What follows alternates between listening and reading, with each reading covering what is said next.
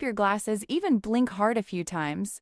Not sharp? Not blurry, just off. Like something is wrong, but you can't put your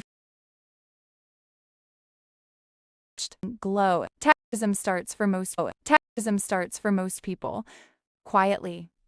Trying to watch TV through a slightly warped glass keeps adjusting, refocusing, correcting. Because the blur isn't always obvious, you live with it.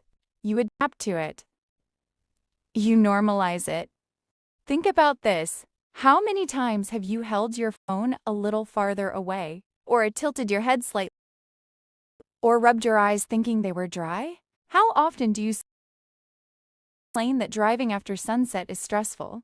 That's not normal tired. That's your eyes compensating. Long hours, always on her phone. She thought headaches were just part of adult life. Blamed stress, deadlines, sleep. It's because of astigmatism. When she finally got glasses, wait, is this how things are supposed to look? That astigmatism doesn't usually announce itself. Behind, I can manage. Behind, later. And because it often comes together with short-sightedness or long-sightedness, people assume it's just a problem. They miss the real cause of their discomfort. And here's where it gets interesting. Astigmatism doesn't just or near vision. It affects clarity at all distances. Tiring. That's why screens drain you faster than they should. Even when you haven't done much, you might notice that letters look, but because it's subtle, you adjust gently until it can't anymore. And let's talk about nighttime. Loses itself. Streetlights start to flare. Glow or halo. Driving becomes stressful.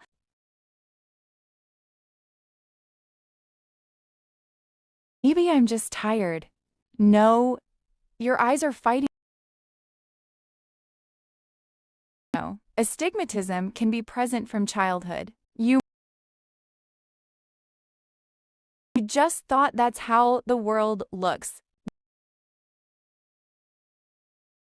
Felt eyes strain after reading, until one day you put on the and everything snaps into focus. And that moment, laugh, people get emotional. Some even get angry. Astigmatism is not rare. It's not strange. It drains your energy. It affects concentration. You ignore it. Because it doesn't scream, you post matters. Your eyes should not be working this hard. That doesn't make sense. Headaches that start after readings are almost clear but not quite. This might be life becomes easier. That small difference bends light the wrong way. It doesn't announce itself with drama. It doesn't scare you immediately. It doesn't force you to stop what you're doing. Instead, it blends into your routine so well that you build your life around it without realizing you've adjusted. You wake up and your eyes already feel like they've done some work. You don't question it. You check your phone. You scroll. You read messages twice sometimes, not because you didn't understand them, but because your eyes didn't lock in immediately. You blink. You move on. Later in the day, you're working. Laptop open. Screen bright. You lean forward without realizing it. You squint slightly, then relax, then squint again. It's subtle. Nobody notices. Even you don't notice. But your eyes do. By evening, you feel tired in a way that sleep doesn't fully fix. You rub your eyes. You stretch.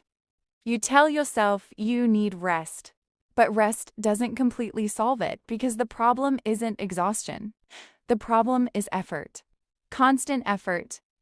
Astigmatism is effort-based vision. Your eyes are constantly trying to correct something they can't fully correct on their own. Here's what most people don't understand. Astigmatism is not about bad eyes. It's about shape. The surface of the eye is not evenly curved, so light doesn't land where it should. And when light doesn't land cleanly, the image your brain receives is distorted. Not enough to disappear, just enough to be imperfect. And your brain hates imperfection, so it steps in, it sharpens, it compensates, it fills in gaps, it guesses, it overworks. That mental correction is invisible, but it has a cost. And the cost shows up as headaches, eye strain, difficulty concentrating, irritation with screens, frustration with reading, and discomfort with night driving. Astigmatism is one of those eye conditions that doesn't announce itself with drama. It doesn't scare you immediately. It doesn't force you to stop what you're doing. Instead, it blends into your routine so well that you build your life around it without realizing you've adjusted. You wake up and your eyes already feel like they've done some work. You don't question it. You check your phone. You scroll. You read messages twice sometimes, not because you didn't understand them, but because your eyes didn't lock in immediately. You blink. You move on. Later in the day, you're working. Laptop open. Screen bright. You lean forward without realizing it.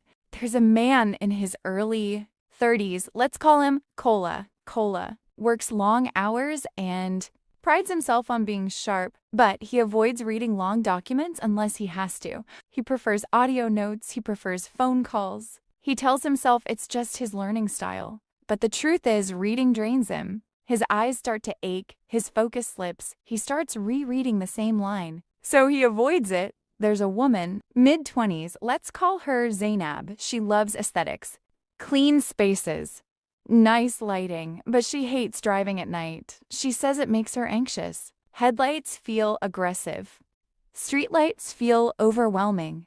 She grips the steering wheel harder than she should. She thinks it's anxiety, but it's not. Her eyes are struggling to organize scattered light. There's another person. Maybe it's you. You've noticed that text looks better if you tilt your head slightly, or if you close one eye briefly, or if you increase brightness, or if you move closer. You do these things automatically. You don't even realize you've created a system to cope. Modern life exposes astigmatism. Screens don't cause it, but they reveal it, because when your eyes are forced to focus for long periods, the imperfections become harder to ignore. That's why people often say, "My eyes got worse after I started working." No, your eyes got exposed. And here's another thing people don't talk about. Astigmatism doesn't always feel the same every day. Some days feel fine. Some days feel awful. Lighting matters. Fatigue matters. Stress matters. That inconsistency makes people doubt themselves. They think if it was serious, it would be bad all the time. But that's not how this works. Astigmatism fluctuates in how noticeable it feels, not in whether it exists, so people wait and adjust and adapt until one day they realize they're avoiding things they used to enjoy. Reading for pleasure, driving at night, watching movies without strain, doing detailed work without headaches, and by then, they've built an identity around coping. I don't like reading. I hate night driving. I get tired easily. Those statements feel personal, but they're not. They're visual compromises. Astigmatism doesn't steal vision the way some eye diseases do. It steals comfort. And comfort is something people underestimate until it's restored. People with uncorrected astigmatism often feel mentally exhausted without understanding why.